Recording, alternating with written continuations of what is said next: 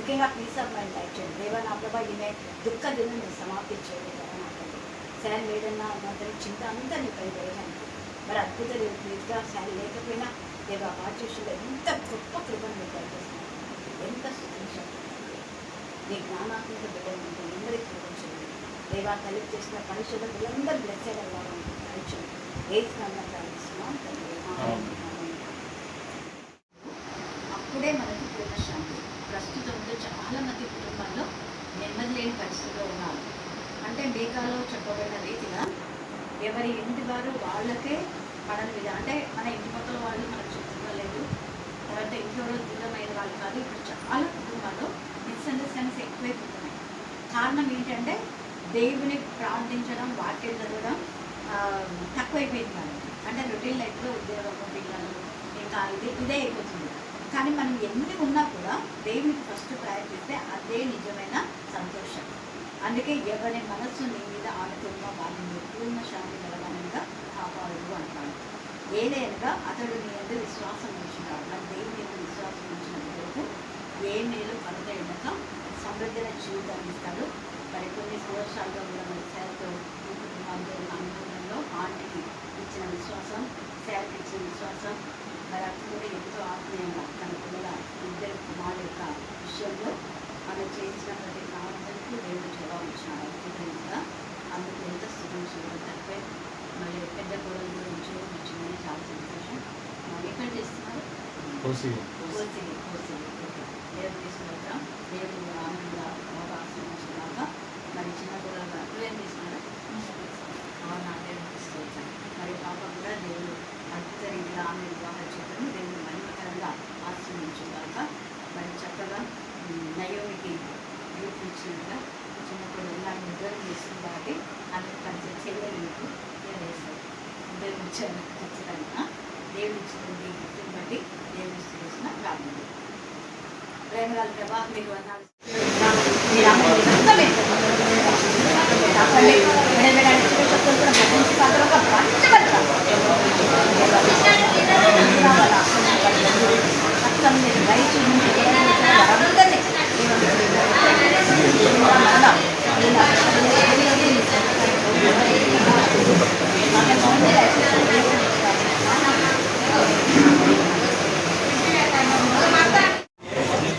నిత్యుడకు తండ్రి నేను ఎంత రీతిగా ఉన్నాయి శ్రీయా యుగ యుగములకు మారుడు దేవా మీకే స్తోత్రములు స్తోత్రములు స్తోత్రములు చెల్లించుకుంటున్నాను ఏసయ్యా. ఇదిగో ప్రభా మరి ముఖ్యంగా ఎక్కడైతే నా నామం బట్టి ఇద్దరు ముగ్గురు కూడి ప్రార్థిస్తున్నారో అక్కడ నేను ఉండడానికి సెలవిసిన ఏసయ్యా. మరి మీరు కూడా మా మధ్యలో ఉండి మా అమ్మలను ఆలోచించే దేవుడు నమ్ముచున్నాం ఏసయ్యా. ఇంతవరకు ప్రభా మళ్ళా చెప్పిన వాక్యం బట్టి కూడా మీకే స్తోత్రములు స్తోత్రములు స్తోత్రములు చెల్లించుకుంటున్నాం ఏసయ్యా. మరి కలిసి పని చేయటం ప్రభా మరి ఎంతో ఆశీర్వాదకరం ఏసయ్యా ప్రభా. మరి ఆంటీకి సేవలో సహకరించి బిడ్డలందరినీ కూడా జ్ఞాపకం చేసుకోమని వేడుకుంటున్నాం ఏసయ్యా. ఆంటీ వెళ్ళబోయే ప్రతి స్థలంలో ప్రభా మీకు సన్ని తోడుగా ఉంచి నడిపించిన విధాన్ని బట్టి కూడా మీకే స్తోత్రములు స్తోత్రములు స్తోత్రములు చెల్లించుకుంటున్నాం ఏసయ్యా. ఆంటీకి సేవలో సహకరించే బిడ్డలను కూడా జ్ఞాపకం చేసుకోమని వేడుకుంటున్నాం ఏసయ్యా. ఆంటీకి ఇచ్చిన ఓపికను సహనాన్ని బట్టి కూడా మీకే స్తోత్రములు స్తోత్రములు స్తోత్రములు చెల్లించుకుంటున్నాం ఏసయ్యా. అనుదినము మీ యొక్క ఆత్మచేత బలపరుచున్న విధానం బట్టి కూడా మీకే స్తోత్రం ఏసయ్యా. అనేకమైన ఆత్మీయ మర్మములు సత్యములు బయలుపరుచున్న విధానం బట్టి కూడా మీకే స్తోత్రములు స్తోత్రములు స్తోత్రములు చెల్లించుకుంటున్నాం ఏసయ్యా. ఇంకా అనేక చోట్ల ప్రభావం మరి వాడబడటానికి మేము కృపను సహాయంను అనుగ్రహించిన దేవా మీకే స్తోత్రం ఏసయ్యా. మరి అనేక మంది అనేషులు మారి ప్రభా మరి మార్పు నుండి ప్రభా నీ యొక్క మరి కర్ణాపేట మినిస్ట్రీకి వస్తున్న విధానం బట్టి కూడా మీకే స్తోత్రములు స్తోత్రములు స్తోత్రములు చెల్లించుకుంటున్నాం ఏసయ్యా. ఆయన మీ యొక్క ఆత్మతో శక్తిని బలపరిచిన విధానం బట్టి కూడా మీకే స్తోత్రములు స్తోత్రములు స్తోత్రములు చెల్లించుకుంటున్నాం ఏసయ్యా. చెప్పబడిన వాక్యం బట్టి కూడా మీకే స్తోత్రం ఏసయ్యా. మరి యొక్క వాక్యం ప్రభా మా హృదయంలో 30, 60, 100గా ఫలించడానికి ప్రభా మీ కృపను సహాయంను అనుగ్రహించమని వేడుకుంటున్నాం ఏసయ్యా. మరి ముఖ్యంగా నాటి యొక్క రక్త సంబంధికులందరినీ కూడా దీవించండి, ఆశీర్వదించమని వేడుకుంటున్నాం మెస్సియా. ప్రతి ఒక్కరిని కూడా మీ యొక్క ఆత్మతో శక్తిని బలపరచమని వేడుకుంటున్నాం మెస్సియా. మరి ముఖ్యంగా ఇక్కడ చిన్న బిడ్డలందరినీ కూడా ప్రభా, వచ్చిన వారిని పోషించిన వారిని కూడా మీరు ఎంతో ప్రభా మీ యొక్క ఆశీర్వాదములు కురిపించినందుకు మీకే స్తోత్రములు స్తోత్రములు స్తోత్రములు చెల్లించుకుంటున్నాం మెస్సియా. ఇక్కడ చిన్న బిడ్డలందరి కుటుంబాలను వారి అవసరాలను తీర్చిన దేవా, మీకే స్తోత్రములు స్తోత్రములు స్తోత్రములు చెల్లించుకుంటున్నాం మెస్సియా.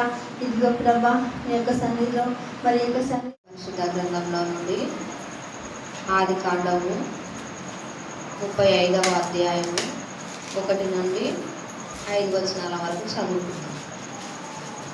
దేవుడు యాకోబుతో, నీవు లేచి బేతేలునకు వెళ్ళి అక్కడ నివసించి నీ సహోదరుడైన ఏశావు ఎదుట నుండి నీవు పారిపోయినప్పుడు నీకు కనబడిన దేవునికి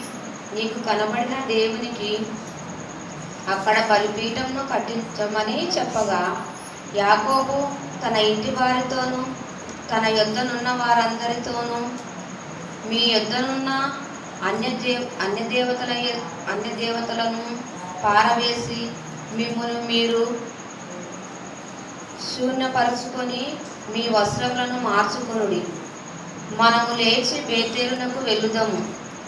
నా శ్రమ దినమున నాకు ఉత్తరమిచ్చి నేను వెళ్ళిన మార్గమున నాకు తోడయుండిన దేవునికి బలిపీఠమును అక్కడ కట్టేదనని చెప్పాను. వారు తమ యొద్దనున్న అన్య దేవతలన్నిటినీ తమ చెవులనున్న పోగులను యాకోబునకు అప్పగింపగా, యాకోబు షెకెము దగ్గరనున్న మస్తికా వృక్షము క్రింద వాటిని దాచిపెట్టారు. వారు ప్రయాణమైపోయినప్పుడు దేవుని భయము వారి చుట్టూనున్న పట్టణముల మీద నుండెను గనుక వారు యాకోబు కుమారులను తరుమలేదు. దేవుడు తన పరిశుద్ధ వాక్యాన్ని దీవించి ఆశీర్వదించుకున్నారు. ఎంతమంది పిల్లలైతే నా ప్రభా ఈరోజు ఎగ్జామ్ రాశారో, ఎగ్జామ్ అయిపోయే వరకు మీకు సన్నిధిగా తోడుగా ఉంచండి. బ్యాంక్ ఎగ్జామ్లో కూడా నిరాశ పడకుండా దేవాన్ని బిడ్డలు నా తండ్రి ఉజ్జీవంతో రాయటానికి మీ జ్ఞానం వివేకం అంకితం దయచేయండి. దేవ వీటన్నిటికంటే వాక్యము చాలా శ్రేష్టమైనది ప్రభా. వాక్యము ప్రార్థన మేము మర్చిపోయి మా సొంత ఆలోచనలో వెళ్తే ఏవి వర్కౌట్ కావు ప్రభా. నీ చిత్తానికి మేము లోబడే జీవితం దయచేయండి. నిజంగా అద్భుత రీతిగా దేవా సుగుణ ఎఫెఫ్రా వాళ్ళ యొక్క తేదీలు కాదు, కానీ మీరు నిర్ణయించిన తేదీలో అద్భుత రీతిగా మహిమకరంగా ఘనంగా మర్యాదగా పరిశుద్ధంగా దేవా నీ నామన్న ఘనత నిమిత్తమే మీరు జరిగించిన ఇంటి ప్రతిష్టకు ఎంత స్తుతించినా కూడా తక్కువే. అలాగే నా తండ్రి 3 days వర్షం అని చెప్పినప్పటికీ దేవా నా ప్రభా నిన్నటి దినాన మీరు అద్భుత కార్యం చేసి ఈరోజు ఎంతగా వర్షం ఇచ్చారు. దానికి ఎంత గొప్ప దేవుడవయ్యా, స్తోత్రం దేవా. అనేక ప్రాంతం నుంచి వచ్చిన వారు క్షేమంగా వారి ప్రాంతంలో చేరులాగా మీరు అద్భుతకరం చేసిన విధానం బట్టి మీకు వందనాలు స్తుతులు స్తోత్రం చెల్లిస్తున్నాం. ఆ యొక్క ప్రతి అనేక మంది దైవజనులు కూడా మీరు నడిపించారు, అందుకు కూడా మీకు వందనాలు స్తుతులు స్తోత్రం చెల్లిస్తున్నాం దేవా. మీకే స్తోత్రం, మీకే స్తోత్రం, మీకే స్తోత్రం, మీకే స్తోత్రం, మీకే స్తోత్రం. ప్రతి విషయంలో వారు నీ పైన ఆధారపడి దేవా మీ చిత్తానికి లోబడుతున్న బిడ్డల జీవితాల్లో ఏది కొరత ఉండదని సెలవించిన వాగ్దానమును మేము నెరవేర్చింది. నానాటికి వాళ్ళ బలాభివృద్ధి పొందుదని మీరు సెలవించిన విధానంలో నానాటికి నా తండ్రి దేవ అభివృద్ధిని వారి కుటుంబంలో మీరు దయచేసినందుకు పిల్లల మా తండ్రి దేవ జీవితంలో కూడా వారి పెద్ద బాబా డాక్టర్గా నా ప్రభ నా తండ్రి కుమారుడు ఇద్దరు కూడా ఇంజనీర్గా మీరు ఆస్వాదించిన విధానం బట్టి ఎంత స్తుతించినా కూడా తక్కువే దేవా. నా తండ్రి పెద్ద కుమారుడికి ఇచ్చిన ఉద్యోగం బట్టి కూడా మేము స్తుతిస్తున్నాం దేవా. ఎఫ్ఎఫ్రా సుగుణ వారి కుటుంబం ఇంకా నానాటికి బలాభివృద్ధి చేదుకు అనేకులకు నా ప్రభ ఆ యొక్క ప్రాంతంలో అంతా కూడా నిన్ను ప్రకటించే బిడ్డలుగా ఆ కుటుంబాన్ని మధ్యలో కుటుంబాన్ని కూడా మీరు అక్కడ ఉన్నారు తండ్రి. శాంతి వారి కుటుంబాన్ని దేవ, జ్ఞానం సార్ వారి యొక్క కుటుంబాన్ని కూడా మీరు ఆస్వాదించి దేవా ఆత్మతో శక్తితో మరి నింపి ప్రతి బలహీనత కొట్టివేమని ప్రార్థిస్తున్నాం దేవ. ఈ రాత్రి అనేక కుటుంబాల గురించి మేము నేర్చుకోబోతున్నాం. యాకోబు యొక్క కుటుంబంలో మీరు చేసిన మేళ్లకు ఉపకారం బట్టి మేము స్తుతిస్తున్నాం. యాకోబు యొక్క యోసేపు తన తండ్రికి చాలా విధేయుడు. అందుకనే అన్నలు పొలానికి వెళ్ళారమ్మా, వాళ్ళ ఆకలి అవుతుంటుంది, వాళ్ళకి భోజనం తీసుకుపోవాలంటే నాన్న నేను చిన్నాను కదా, అంత దూరం ఎక్కడ నడుచుకుంటా పోవాలే మనం అయితే అంటాం కదా, వాళ్ళే పేరుకు తీసుకోవచ్చు కదా. అందులో 12 మంది కంటే అప్పుడు వాళ్ళు తక్కువ తినాలి, బాగా ఎక్కువ తింటారు. 11 మందికి భోజనం ఇంకా ఎవరైనా ఉన్నారో తెలియదు. వాళ్ళకందరికీ భోజనం తీసుకుపోవాలంటే చాలా కష్టం. అయినా కూడా ఎంత ఇదిగా విధేయత చూపించాడు యోసేపు. ఆ యోసేపు యొక్క విధేయతను బట్టి దేవుడు యోసేపును ఆస్వాదించాడు. హల్లెలూయా, హల్లెలూయా, హల్లెలూయా, హల్లెలూయా. మనం గతంలో మనకు ఎవరు హాని చేస్తారు అంటే కూడా చూసుకున్నాం. ఎవరు మనకు హాని చేసేవాళ్ళు? ఇంకా ఎవరింటి వాళ్ళు వాళ్ళకే శత్రువులు. చూసుకున్నాం కదా, మేలు చేసిన వాళ్ళే. వాళ్ళ అన్నలకు పొట్టలు పాపం ఆకలి అవుతుందని చెప్పేసి అన్నం తీసుకొని పోతే, అవును కదా మా తమ్ముడు మేము ఆకలి కాకుండా సొలిపోకుండా ఆకలితో వాళ్ళు కళ్ళు తిరిగి పడిపోవాలి. అలాంటి పరిస్థితిలో తమ్ముడు అన్నం తెచ్చినాడన్నా కూడా ఇంగిత జ్ఞానం లేకుండా చేసిన మేలుకు ప్రతిగా వాళ్ళు తమ్ముడికి కీడు చేశారు. కానీ దేవుడు న్యాయవంతుడు. హల్లెలూయా, హల్లెలూయా. మనం ఇతరులకు మేలు చేసినప్పుడు వాళ్ళు మనకు తిరిగి మేలు చేయకపోయి కీడు చేసినా, కొంతమంది మేలు చేయకుండా ఉంటారు, కొంతమంది కీడు చేసే విధానంలో ఉంటారు. వాళ్ళు మేలు చేసినా చేయకపోయినా, వాళ్ళు కీడు చేసినా మన పక్షంగా ఉండేవాడు దేవుడు కదా. అందుకే విధేయత ద్వారా యోసేపు అద్భుత కార్యాలు పొందుకున్నాడు. యోసేపును ఫలించడి కొమ్మ అన్నారు. కారణం ఏంటంటే దేవుని యందు భయభక్తి గల పిల్లలు తల్లిదండ్రులను ఆనర్ చేస్తారు, గౌరవిస్తారు. దేవుని యందు భయభక్తి కలిగి ఉన్నామని ఊరికే మాటతో చెప్పడం కాదు. నిజంగా దేవుని యందు భయభక్తి కల వాళ్ళు వాళ్ళ తల్లిదండ్రులకు కూడా భయభక్తి కలిగి ఉంటారు. హల్లెలూయా, హల్లెలూయా. తల్లిదండ్రులకు ఎవరైతే విధేయతగా ఉంటారో వాళ్ళే దేవుని యందు భయభక్తి కలవారు. మరి ఇంకొక వేలో మనం చూస్తే కొంతమంది తల్లిదండ్రులకు విధేయతగా ఉంటారు, కానీ దేవుడు అంటే భయభక్తి ఉండదు. ఎట్లా విధేయతగా ఉంటారు అంటే, వాళ్ళు ఏదైనా పెళ్లి ప్రపోజల్ వచ్చిందనుకో, అమ్మాయికి బాగా కట్నం అడుగురా అంటే వెంటనే అమ్మాయి చెప్పింది, ఆయన చెప్పిందని 4 లక్షలు 5 లక్షలు 10 లక్షలు ఎంత అంటే ఎంత. రే ఎవరన్నా రే ఆడపిల్లరా పాపం ఇక్కడ సంపాదిస్తారంటే మా అమ్మాయి చెప్పింది మా నాన్న చెప్తున్నాడు అంతే. అవును, ఇంగిత జ్ఞానం ఉండదా? ఆలోచించే జ్ఞానం ఉండదు. అంటే చెడు తల్లిదండ్రులు చెప్తే చేసేటటువంటి కుమారుడు విధేయత గల కుమారుడు కాదు. ఆ విధేయత కాదు, మంచి విషయంలో విధేయత కలిగినటువంటి కుమారుడు. అందుకనే సామెతలో 1వ అధ్యాయంలో, నా కుమారుడా నీ తల్లి ఉపదేశం నీ తండ్రి ఉపదేశం మరవద్దు అని వారు నీతో చెప్తారు. సంచి ఒకటే ఉంటుంది, మనమందరం ఒకటే, కాబట్టి మనమందరం కలిసి ఒకరిని దోచుకుందాంరా అంటే నువ్వు ఒప్పొద్దు. వాళ్ళు అలాగే చెప్తారు, కానీ నువ్వు వినొద్దు. ఎంతగా వాళ్ళ తల్లి హెచ్చరిస్తుంది. మన సంచి ఒక్కడే అంటారు, తర్వాత వాళ్ళు నీ పైన నేరారోపణ చేస్తారు. అలాంటి వాళ్ళలోకి నువ్వు పోవద్దు. అలాగనే లెమూయేలు కూడా వాళ్ళ తల్లి ఆ యొక్క వేశ్య నోరు లోతైన గొయ్యి, పరస్త్రీ వ్యామోహంలో పడద్దు నాయన అని లెమూయేలు తల్లి ఉపదేశించినటువంటి ఉపదేశాలు సామెతలు 30లో తేటగా రాయబడింది. నువ్వు ద్రాక్షారసము తీసుకొద్దు నాయన, తీసుకొస్తే నువ్వు రాజ యొక్క స్థితిని నువ్వు మర్చిపోతావు. ఇవన్నీ కూడా తల్లిదండ్రులు మంచి విషయంలో పిల్లలను హెచ్చరించాలే కానీ, పిల్లలు తప్పు చేస్తే మా వాడు చేసింది పెద్ద తప్ప అదేమన్నా అనే వాళ్ళు ఉంటారు. లేకపోతే భర్త చేసిన తప్పుడు సమర్థించే భార్యలు, వాళ్ళతో పాటు వీళ్ళకు ఇద్దరికి శిక్షణే. ఎందుకు అంటే అకుల్లా ప్రిస్కిల్లాలు మంచి చేసినందుకు వాళ్ళు ఆశీర్వదించమన్నాడు, 10 మంది ఆశీర్వదించమన్నారు, వాళ్ళ పేరు జీవ గ్రంథంలో వ్రాయబడింది. అనేక సంఘాలకు వాళ్ళు సహాయం చేశారు. హల్లెలూయా, హల్లెలూయా, హల్లెలూయా. కృతజ్ఞతగా పౌలు ఎన్నిసార్లు వాళ్ళ గురించి రాస్తారు చూడండి. ఎందుకంటే మనకు మేలు చేసిన వాళ్ళని లైఫ్లో మర్చిపోదు. రోమల రాస్తాడు, మళ్ళా ఎంత ఇదిగా ఫిలిప్పీ రాస్తాడు, ఎన్నిసార్లు వాళ్ళ పేర్లు ఎత్తిపడుతూ ఉంటాడు. ఫిలిప్పీ 4లో అయితే ఇంకెంత బాగా రాశాడు. వాళ్ళు నాకు ప్రాణం లాంటి వాళ్ళు, నా ప్రాణంలో ప్రాణం ఇచ్చినారు. వాళ్ళు చేసిన మేళని ఎప్పుడు మనం మర్చిపోకూడదు. విశ్వాసఘాతకులు కాకూడని రాయబడింది. విశ్వాసఘాతకు ఆశీర్వాదాలు కూడా ఉండవు. పౌలు ఇంతగా ఆశీర్వదించబడడానికి కారణం ఏంటంటే, మేలు చేసిన ప్రతి ఒక్కరిని మెన్షన్ చేసినాడు. అక్కడ ఉన్నాయి కదా పేర్లు, ఎన్ని పేర్లు ఉన్నాయి రోమాలో, ఎక్కడ ప్రతి పత్రికలో పేర్లు రాస్తారు. ఎన్ని పత్రికలలో తీతు గురించి రాస్తాడు, నా నిజమైన కుమారుడు ఒనేసిఫోరు నాకు చాలా హెల్ప్ చేశాడు అంటాడు. తర్వాత ఫిలెమోను నువ్వు చేసినట్టే ఒనేసిఫోరు కూడా చేశాడు, కాబట్టి అతను చేర్చుకో, అతన్ని వెయిట్ చెయ్యొద్దు, అతనికి రక్షణ పొందినాడు. ఒకప్పుడున్న దొంగ కాదు అతను, ఒకప్పుడున్నటువంటి చెడ్డ గుణాలు ఒనేసిఫోరులో లేవు, అతను మార్చమన్నాడు. మార్చబడిన వ్యక్తులనే, పరిశుద్ధంగా ఉన్న వ్యక్తులతోనే మనం సహవాసం చేయాలి. ఇక్కడ యాకోబు కూడా ఏం చేశాడంటే, 35వ అధ్యాయం ఇందాక చదివితే మనం విన్నాము ఆదికాండంలో, దేవుడు యాకోబుతో నీవు లేచి బేతేలునకు వెళ్ళి అక్కడ నివసించి నీ సహోదరుడైన ఏశావు ఎదుట నుండి నీవు పారిపోయినప్పుడు నీకు కనబడిన దేవునికి అక్కడ బలిపీఠం కట్టుమని చెప్పగా యాకోబు తన ఇంటి వారితో, ఎవరితో అంట అంటే అండర్లైన్ చేస్తున్న పదం ఇంటి వారితో, అంటే కుటుంబం, యాకోబు యొక్క కుటుంబం గురించి దేవుడి ఇక్కడ కొన్ని హెచ్చరికలు ఇస్తున్నాడు. కుటుంబంలోని యాకోబు, దేవుడు యాకోబుకి ఏం చెప్పాడో అది భార్యతో చెప్తున్నాడు. ఇదిగో దేవుడు నన్ను ఆశీర్వదిస్తానని చెప్పాడు. ఎందుకంటే 21 సంవత్సరము ఆయన ఆశీర్వాదాల వెంట పన్నాడు, కానీ ఒక్క ఆశీర్వాదం కూడా రాలేదు. ఎప్పుడైతే యాకోబు అన్నింటినీ వదిలేసుకున్నాడు, 32వ అధ్యాయం మనం చూస్తే అన్నింటినీ భార్యను వదిలేసినాడు. అంతసేపు రహేలు రహేలు రహేలని రహేలు వెంటబన్నాడు.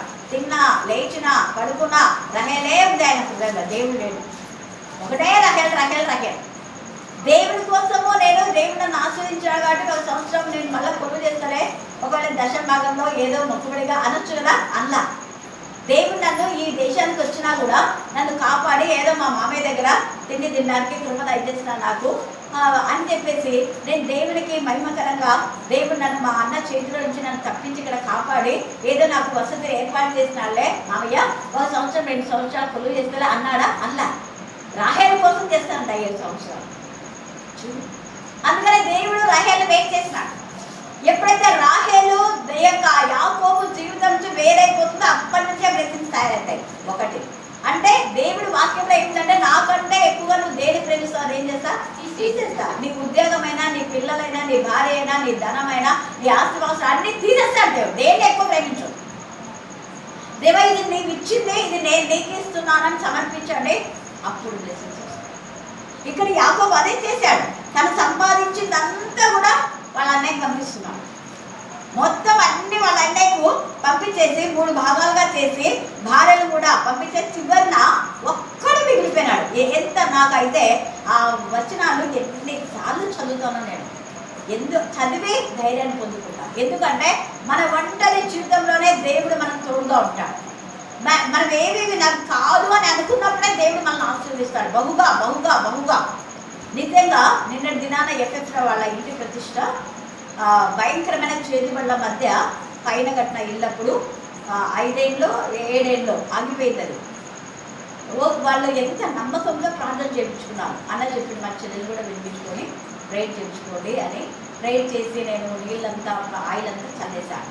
వితిన్ 10 డేస్లోనే వాళ్ళు కట్టడం మొదలుపెట్టి తొందరగా చేసినాను. రెడ్డి కూడా ఇచ్చేస్తాను.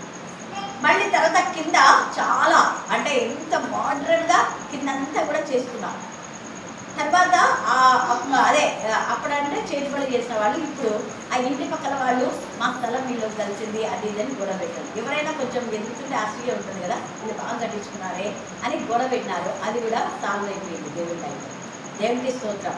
ఇంకా ఇంటి ప్రతిష్ట ఎప్పుడు పెట్టుకోవాలన్నా అంటే మీరు చెప్పండి ప్రేయర్ చేసి అంటే నేను వెంటనే ప్రార్థన చేసి దేవాన్ని చిత్తానుసారంగా మీరు ఎప్పుడు పెట్టారో అప్పుడే పెట్టండి. మీరే నాకు ఆ తేదీ ఏందో నాకు తెలియదు కదా, మీరే నాకు తెలియచేయండి దేవా అని అనేసి ప్రార్థన చేసిన తర్వాత 27వ తేదీ పెట్టుకోండి అన్న, వితౌట్ మై నాలెడ్జ్. వాళ్ళు ఏదేదో ఇప్పుడు అందిస్తున్నా మేము నిర్ణయించుకున్న డేట్లో దేవుడికి వర్కౌట్ కాలా. కానీ నిజం అంటే ఎంత బాగా జరిగింది. ఆ 27వ తేదీ వాళ్ళమ్మ బర్త్డే నాకు తెలియదు, నిన్ననే తెలిసింది నాకు. ఎంత బాగా జరిగింది. అందరూ 3 రోజులు ఉంటే బాగా కుంపటపోతే వర్షాలని చెప్పి మనకు న్యూస్లు వస్తూనే ఉన్నాయి. కానీ నిన్న అస్సలు వర్షమే రాలా. వేరే ఊళ్ళ నుంచి వచ్చిన వాళ్ళందరూ ఊళ్ళో పోయినాక ఈరోజు సాయంత్రం వచ్చింది వర్షం. హల్లెలూయా హల్లెలూయా. అది అపాప సాక్ష్యంగా చెప్పి నిజంగా దేవుడికి ఎంత వందనాలు అండి. నిజంగా ఆ ప్రార్థనలో ఎంత శక్తి ఉందంటే అది ప్రార్థనలో కాదు, యేసయ్య నామంలో శక్తి అన్న. నజరైన యేసు నామం అంత శక్తివంతమైన నామం. ఆయన నామంలో మనం ఎత్తిపడితే ఇంకా ఏది కూడా వెనక్కు పోదు. ఆయన నామం పేట మనం చేసిన ప్రతి ప్రార్థనకు దేవుడు జవాబు ఇస్తాడు అద్భుత రీతిగా. రోజుమని విషయంలో కూడా ఒకటి చెప్పింది ప్రేర్ చేయమని, దేవుడు అది కూడా అద్భుతం చేస్తున్నాడు. హల్లెలూయా హల్లెలూయా. ఆయనకు అసాధ్యమైంది ఏది కూడా లేదు. ఇక్కడ కూడా యాకోబు ఏం చేసిన అంటే ఒంటరిగా మిగిలిపోయినా. నేను ఎన్నిసార్లు చదువుకుంటానో ఇదైతే 24వ వచనం నుంచి క్షమించండి 4వ వచనం నుంచి చదవండి. 35వ అధ్యాయము. వారు తమ యుద్ధనున్న అన్ని దేవతలన్నిటినీ తమ చెవులనున్న పోగులను చూడండి, తమ చెవులనున్న పోగులను యాకోబునకు అప్పగించాడు. యాకోబు ఏమంటున్నా అంటే ఇక్కడ, నీవు లేచి బేతేలుకు వెళ్ళమని దేవుడు నాతో చెప్పాడు అని ఇద్దరు భార్యలతో చెప్పాడు. తర్వాత ఇద్దరు ఆ యొక్క జిల్హా బిల్హా ఉన్నారు కదా, వాళ్ళు కూడా వాళ్ళ దాసులు కూడా చెప్పారు. వాళ్ళు ఉపపత్నులు అంటారు కానీ దాసులుగానే రాయబడింది. వాళ్ళిద్దరు దాసులతో వీళ్ళందరితో చెప్పి మనం ఇక్కడ నుంచి వెళ్దాము అన్నారు. అప్పటికి రాహేలు గర్భిణితో ఉందన్నమాట. వీళ్ళకి మాత్రం పిల్లల తల్లులుగా ఉన్నారు వీళ్ళు. అప్పుడు అంటున్నాడనమాట, నీకు కనబడిన దేవుడు అక్కడ బలిపీఠము కట్టుమని చెప్పగా, యాకోబు తన ఇంటి వారితో తన యుద్ధనున్న వారందరితోనూ మీ యుద్ధనున్న అన్ని దేవతలను పారవేసి, ఈ రాత్రి అన్ని దేవతలు నీలో లేకపోవచ్చు, విగ్రహాలు లేకపోవచ్చు, దేవుడి కంటే ఎక్కువ నువ్వు ఏది ప్రేమిస్తా అది ముందు తీసేసాడు. ఇక్కడ అన్నాడు, మీరంతా మీరు శుభ్రపరచుకోండి అన్నాడు. శుభ్రపరచుకోండి అంటే ఇంక్లూడింగ్ యాకోబు కూడా శుభ్రపరచుకోవాలి. యాకోబు హృదయమంతా రాహేలుతో నిండి ఉండింది కదా, మరి ఇప్పుడు శుభ్రం చేసుకోవాలి, దేవుడే శుభ్రం చేసుకోవాలి. చూడండి ఎంత చక్కగా. అప్పుడు వాళ్ళు శుచిపరచుకొని అంటే పరిశుద్ధత, మీ వస్త్రములను మార్చుకొని. అక్కడంతా అన్ని వస్త్రాలు వేసుకుంటారు. ఒకవేళ ఆ వస్త్రాలు ఎట్టున్నాయో మనకు తెలియదు కదా. ఇప్పుడంతా దేవతలవి ఇట్లాంటివి వస్తాయి. వస్త్రాలపైనే దేవతల బొమ్మలు ఉంటాయి, అవునా కదా. అది దేవతల బొమ్మలు, టెంపుల్లు, ఏంటేంటో వస్తున్నాయి అన్ని రకరకాలు. అలాగా ఇక్కడ అందుకనే అలా ఉన్నాయేమో మరి. వస్త్రాలు అవన్నీ అన్నే దేశంలో నుంచి వచ్చాను కదా, మీ నాన్న అన్యుడు కదా, కాబట్టి వస్త్రాలు కూడా గుర్తుపెట్టుకోండి, వస్త్రాలను కూడా. అందుకే మన పరిశుద్ధమైన వస్త్రాలు మనం కలిగి ఉన్నాం. ఏవంటే అవి వస్త్రాలు వేసుకోవడం కాదు. ఇక్కడ వస్త్రములను మార్చుకొని తర్వాత మనము లేచి బేతేలునకు వెళ్ళుదాము. నాకు శ్రమ దినమున నాకు ఉత్తరం ఇచ్చి నేను వెళ్ళిన మార్గంలో నాకు తోడైన దేవునికి బలిపీఠం అక్కడ కట్టేదని చెప్తున్నాడు అనమాట. ఇంకా దేవుడు నాకు తోడైనాడు కాబట్టి మీరంతా కూడా ఇలాగ మీరు శుభ్రపరచుకోండి అని చెప్పాడు. ఆ తర్వాత వాళ్ళందరి చెవులకున్న పోగులను, అంటే అప్పట్లో పోగులు దేవతల ఆకారమే, పాపడి బిళ్ళలు దేవతల ఆకారమే, ముక్కు పోగులు దేవతల ఆకారమే, కమ్మలు, గాజులు అన్ని, దండలన్నీ కూడా కాసు. ఇప్పుడు కూడా అప్పుడు కాసుల దండ అంటున్నారు కదా, అన్ని వాళ్ళ దేవతలు. లక్ష్మీ బొమ్మ అంటే ఆ బొమ్మ ఈ బొమ్మ ఏదేదో బొమ్మలు పెట్టి కొంత నిండా కట్టుకుంటారు. అన్ని చూస్తున్నారు కదా, సిల్వర్తో చేసుకుంటారు, బంగారం వాళ్ళు బంగారంతో చేసుకుంటుంటారు. దాన్నే కాసుల దండ అంటుంటారు. అలాగా ఈ దేవతలవన్నీ తీసేస్తున్నారు. అవి ఎంత ఖరీదైనవో, ఎంత గోల్డో. అయితే ఆ గోల్డ్ అంతా వాళ్ళు తీసిచ్చినారు. అందుకే తమ చెవులనున్న పోగులను కూడా యాకోబునకు అప్పగింపగా, యాకోబు షెకెము దగ్గరనున్న మస్తకే వృక్షం కింద దాన్ని దాచిపెట్టారు. ఇది చదివిన వాళ్ళు ఎన్నిసార్లు చదివింటారో, మస్తకే వృక్షం కింద చాలా బంగారం ఉంది అక్కడ అనేసి ఎంత చదివిందో వాళ్ళకి కనబడితే లేదో మనకు తెలియదు. మొత్తానికి ఇక్కడ రాసింది వాక్యంలో రాసిన చోట తవ్వినప్పుడు చాలా మందికి దొరికినాయి. తర్వాత చూడండి ఇంకా ఏం చేస్తున్నాడు, వారు ప్రయాణమై పోయినప్పుడు దేవుని భయము వారి చుట్టూ ఉన్న పట్టణముల మీదుగా ఉండేది కనుక వారు యాకోబు కుమారుని ఏం చేయలేదంట, మళ్ళీ చెప్పారు. ఎందుకు? యాకోబుని బట్టి కుమారులకు దీవెన నమ్మలేదు. ఇక్కడ 32వ అధ్యాయంలో మనం చూస్తే చూడండి, యాకోబు ఏం చేస్తున్నాడు, 24 నుంచి చదవండి. 32 యాకోబు ఒక్కడు మిగిలిపోయినాడు. చూసారు, అక్కడ ఇంకా భార్య మీద ఎవరి మీద లేదు, ఇప్పుడు దేవుని మీదనే ఉంది ఆయన. అందుకనే భార్య మీద అందరు పంపించాడు, ఒక్కడు మిగిలిపోయి, ప్రభువా నేను ఒక్కడిని సరెండర్ అవుతున్నా, నా చేతులు ఎత్తి నీ దగ్గర విజ్ఞాపన చేస్తున్నా. ఎందుకంటే మా అన్న వాళ్ళందరూ దాసులు తీసుకోవచ్చు, భార్యలు దాసులు తీసుకోవచ్చు, వాళ్ళ పిల్లలు దాసులుగా, వాళ్ళ పనులు సంపద అంతా తీసుకునే హక్కు వాళ్ళ అన్నకు ఉంది. ఎందుకంటే అప్పుడు జ్యేష్ఠుడు తీసుకున్నాడు కదా, కాబట్టి అన్నీ తీసేసుకున్నా, నేను ఒక్కరిని మిగిలినాను కదా. ఎంత బాగు ఆ ఒంటరిలోనే దేవుడితో మాట్లాడుతున్నాను. ఒక్కడు చూడండి, యాకోబు ఒక్కడు మిగిలిపోయాడు. ఒక నరుడు తెల్లవారు వరకు అతనితో పెరిగినాడు, తాను అతని గెలవక ఇండుట చూచి తొడగీటి మీద అతని కొట్టాను. అప్పుడు అతడు ఆయనతో పెరుగులాడటం వలన యాకోబు తొడగుడు వస్తులేను. ఆయన తెల్లవారుచున్నది కనుక నన్ను పోనిమనగా అతను నీకు నన్ను ఆశీర్వదించితేనే కానీ నిన్ను పోనీయన. నేను నువ్వు ఆశీర్వదించుదేవా, అక్కడ ఎంతో జరిగినది రాయడానికి తక్కువ. అదేంటి యాకోబు, నువ్వు మీ నాన్న దగ్గర మీ నాన్న దీవించినాడు కదా, అవి ఏం దిగలు అప్పుడు కాదు, నువ్వు దీవించాల్సిందే, నేను వదలను. అది మన ప్రభావం, నన్ను దీవించితేనే. అంతవరకు మన ప్రాంతంలో కంటిన్యూగా చేస్తూ ఒకసారి చేసి మానేయడం కాదు, 1 సంవత్సరం చేసి మానేయడం కాదు, ప్రతి విషయంలో మనం దేవుడి ప్రార్థన చేస్తూనే ఉండాలి. అలాగా ఇక్కడ నన్ను ఆశీర్వదించితేనే కానీ నేను పోనీ నేను ఆయన నీ పేరేమని అడగగా అతను యాకోబు అని చెప్పాను. పేరు ఉన్నట్టే ఇక్కడ నువ్వు మోసగాడు వేలే బాగున్నావే అని అప్పుడు అంటాడు కదా. ఏమంటున్నా అంటే నీవు ఎందు నిమిత్తం నా పేరు అడిగితువని చెప్పి అక్కడ అతన్ని ఆశీర్వదించాను. దేవుని పేరు అడిగినావు, నా పేరు అడిగినావు కదా, నీ పేరు మనం అంతే కదా అడిగేది. అప్పుడు ముఖాముఖిగా దేవుని చూచుకుని అయినను నా ప్రాణం దక్కినదని ఆ స్థలంలో పెనుయేలని పేరు పెట్టారు. ఒంటరిలో మోషే కూడా మనం చూస్తే నిర్గమ 33:14-15 చదువుకోండి, నిర్గమ 28 చదువుకోండి, యోహాను 3:17 చదువుకోండి, ఫిలిప్పీ 3:8-10 ఇవన్నీ కూడా చదువుకోండి. దేవుడి మీతో మాట్లాడతారు. ఇక్కడ అలాంటి యాకోబు అక్కడ దేవుడితో ఆశీర్వాదం పొందుకున్న తర్వాత ఇప్పుడు పరిశుద్ధపరచుకోండి అంటారు. మిమ్మల్ని మీరు శుద్ధి చేసుకోండి అన్న. ఎప్పుడైతే మరి శుద్ధి చేసుకున్నారో శుద్ధి చేసుకున్న తర్వాతనే దేవుడు ఆశీర్వదించాడు యాకోబు. యాకోబు యొక్క ఆశీర్వాదాలు తన కుమారుడైన యోసేపుకు వచ్చినాయి కాబట్టి ఆయన ఊళ్ళ యుద్ధ ఫలించడి కొమ్మగా ఉంది.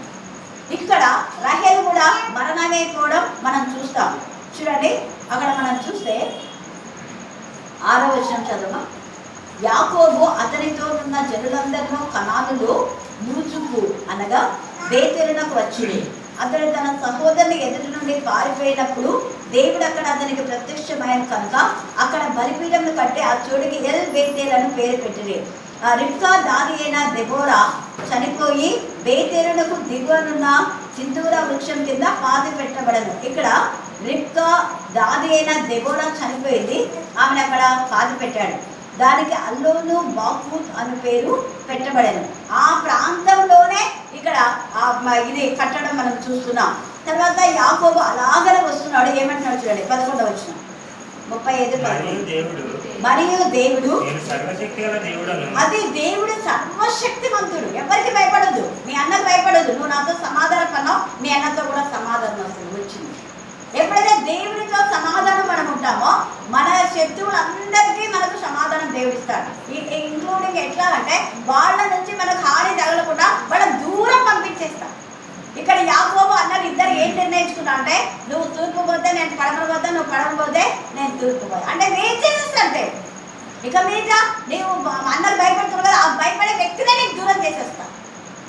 ఆ తర్వాత ఏషా గురించి ఎక్కువ రాయబడ్డ, యాకోబు గురించి ఎక్కువ యాకోబు కుమారుల గురించి ఎన్ని ప్రశ్నించున్నాయి. అందుకే ఇక్కడ నేను సర్వశక్తి గల దేవుడను నీవు ఫలించి అభివృద్ధి పొందుము, జనమున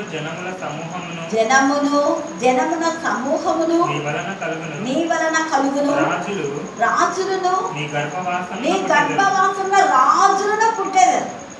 ఈరోజు చిన్న అన్నాడు పిల్లలు లేదన్నా ఆ గర్భంలో నుంచే కరుణాకరకు దేవుడు 2 పిల్లలు ఇచ్చాడు. ఆ పిల్లలు చిన్నవాడైనా అనేక మందికి న్యాయం చెప్తున్నాడు. హల్లెలూయా హల్లెలూయా. పెద్దలంతా కూడా గుండె కూడా వేస్ట్ లాగా అయిపోయింది.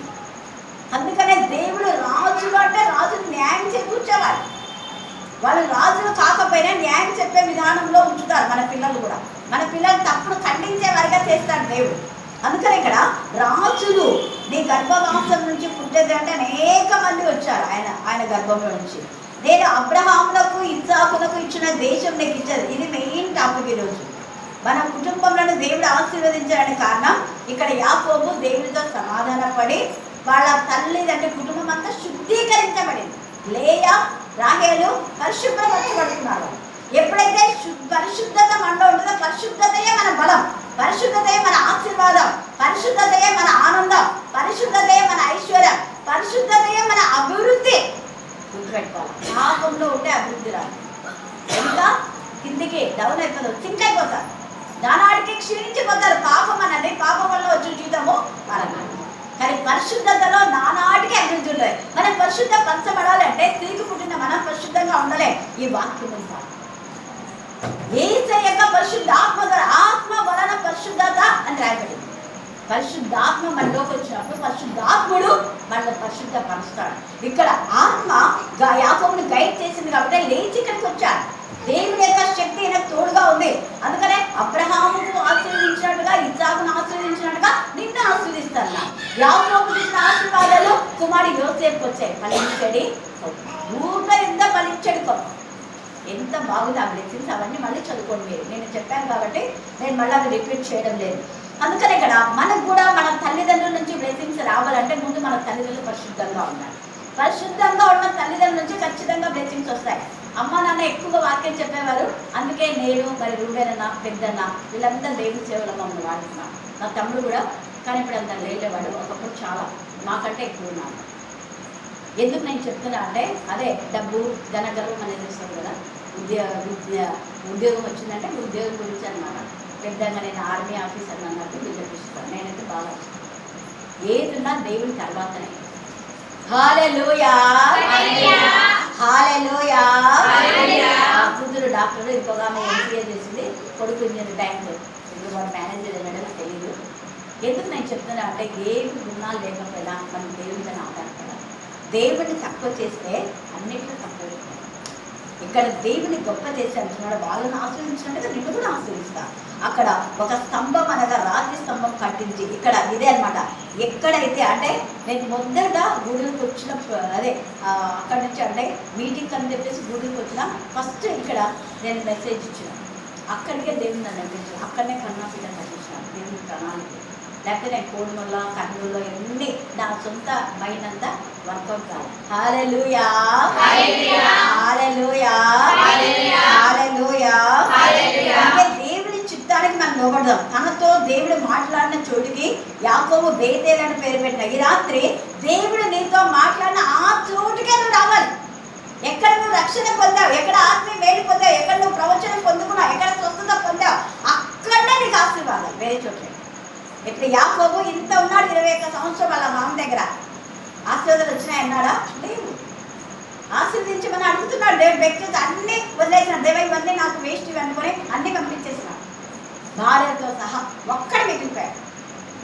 ఆత్మ పరిశీలన చేసుకున్నాడు. అప్పుడు నేను ఒంటరిగానే కదా వచ్చింది. అప్పుడు లేయ ఉన్నాయి కాబట్టి రహేల్ ఉందా? లేదు. ఒంటరిగా ఉన్నప్పుడు దేవా నాకు వాగ్దానం ఇచ్చావు. నువ్వు ఎక్కడ రక్షణ పొందావు, ఎక్కడ ఆత్మీయ కదా ఆ స్థితికి వస్తేనే నీకు బ్లెస్సింగ్స్. అది నేను నేర్చుకున్నాను కాబట్టి వేరే ఎక్కడ వాక్యం చెప్పినా మళ్ళీ ఇక్కడ ఖచ్చితంగా ఉంటాను. డే టైం అక్కడ ఎక్కడికి పోయించినా మళ్ళీ నైట్ ప్రేయర్స్లో ఖచ్చితంగా ఉంటాయి. ఎందుకంటే ఈ వాక్యం నన్ను తాకింది కాబట్టి. అందుకనే చూడండి. అయితే ఒకటి చేస్తాను నేను, అంటే మిమ్మల్ని రమ్మని చెప్తా.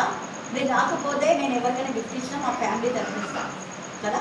నిన్న కూడా మీరు రాలేదు కాబట్టి మా ఫ్యామిలీ తరఫున చెప్పించాను, కర్ణాపీఠమని చెప్పాలి. అట్లా ఇచ్చినప్పుడు కౌంట్లోకి తీసుకున్నాను. అది నా లెక్కలోకి, అది కర్ణాపీఠమని ఇచ్చినప్పుడే మీ లెక్కలోకి వస్తాయి. ఎందుకంటే అది నాకు దేవుడు నేర్పించాను. నేను ఎవరికి వేరే ఎక్కడ ఇచ్చినా అవన్నీ నా సొంత తరఫున లేదా ఫ్యామిలీ తరఫున. కర్ణాపీఠం తరఫున ఇచ్చిన మాత్రమే మీకు లెక్కలోకి వస్తాయి. నేను ఎవరు రాలేదు కాబట్టి నేను ఫ్యామిలీ తరఫున చెప్పి ఇచ్చిన. హల్లెలూయా హల్లెలూయా హల్లెలూయా. అందుకే చూడండి, తనతో దేవుడు అంటే మళ్ళీ మొదటికి వచ్చింది. మొదట ఫ్యామిలీ తరఫున ఇచ్చేదాన్ని కదా, మళ్ళీ దేవుడు అది ఎందుకంటే నన్ను ఉద్దేశించినాడేమో, వెంటనే టక్కున ఫ్యామిలీ తరఫున అని చెప్పేసినాడు. చూడండి, తనతో దేవుడు మాట్లాడిన చోటుకి యాకోబు బేతేలు అని పేరు పెట్టాను. వారు బేతేలు నుండి ప్రయాణమైపోయి ఎఫ్రాతాకు వెళ్ళే మార్గంలో మరికొంత దూరం ఉన్నప్పుడు రాహేలు ప్రసవించుచు ప్రసవ వేదనతో ప్రయాసపడను. అప్పుడు ఆమె ఇంకా చనిపోతుంది. ఆమె అక్కడ పాతి పెట్టారు. ఆ తర్వాత నుంచి ఆశీర్వాదం. ఇది భలే ఇదిగా ఉంటుంది. రాహేలు ఉన్నంత వరకు యాకోబుకు ఆశీర్వాదాలు ఉన్నాయి. లేదు, బాధనే, వేదనే, రోదనే. ఎందుకు అంటే దేవుడు రాహేలు చేసుకోమని చెప్పాలి, లేయర్ చేసుకోమన్నా. తన సొంత ఆలోచనలు వెళ్ళిపోయినాడు. అయినా దేవుడు ఆశీర్వదించాడు యోసేపు. కారణం అంటే లేయా ప్రార్థన చేసి వాళ్ళ కొడుకు రూబేలు తెచ్చిన పుత్రదాత వృక్ష ఫలాలు వాళ్ళ చెల్లెలకు ప్రార్థన చేసిస్తుంది. అందుకనే యోసేపు బెన్యామీను వీళ్ళంతా కూడా. తర్వాత ఇక్కడ అందుకని ఆమె ఇంకా చివరిలో ఆమె చనిపోతే అక్కడ పాతి పెట్టారు. ఆ తర్వాతకు ఇంకా అన్ని బ్లెస్సింగ్స్ యాకోబుకు యాకోబు యొక్క పిల్లలకు. కాబట్టి ఈ రాత్రి కాల సమయం ముందు దేవుడికి విరోధమైంది ఏదైనా ఉంటే అది మనం తీసేసుకుంటేనే మనం ఆశీర్వదించగలుగుతాం. దేవుడి వాక్య భాగం దీవించి ఆశీర్వదించుగాక. ఆమేన్ ఆమేన్.